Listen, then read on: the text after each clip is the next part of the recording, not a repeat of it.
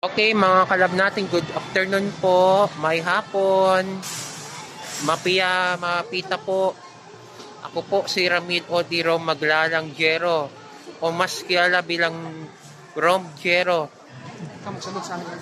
ng Cotabato City po, mga kalab natin. Dito po ako ngayon sa Lander Superstore dito sa Davao City.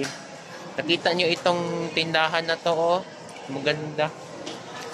Sabi ko nga, itong Landers, ito na yung first in Mindanao. Sabi ko, itong tindahan na to, itong tindahan na ito ay na-open lang yung last year ng December 4. Nakita nyo ito, oh. Itong lugar na to, oh, maganda yung area nila. Sabi ko, may ibang Landers daw mag-open doon dito sa Mindanao. Pag ako ay tatanungin ninyo kung mag-open ba ang Landers sa Cotabato, soon, mag-open yan ang Landers dito sa Cotabato. Sigurado ko yan mag-open sila.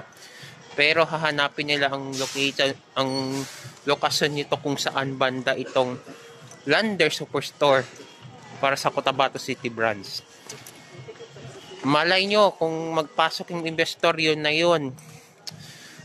Siguradong papasok yung Lander sa Cotabato City po, mga kalab natin. Pag ma-mayor po ko, sigurado yan.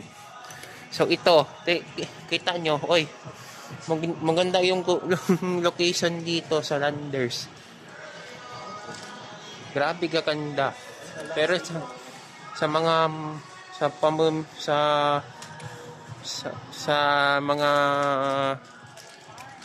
alak dito, oy, gaganda ang Landers dito sa Davao. Naunahan na tayo ng Davao dito. Wow. Oh, mga imported, oh. Wow. Oh, sana all magka-Landers itong Cotabato City. Pag mangyari ito, tingnan nyo daw. Oh. Oh. Oh. Oh, maganda ang stocks nila dito. Imported, pati local. Wow. Ano sa tingin nyo, mga kalab natin? Comment lang po kayo sa video na ito kung maganda ang Landers sa Davao. At sa tingin ko nga, mag-open po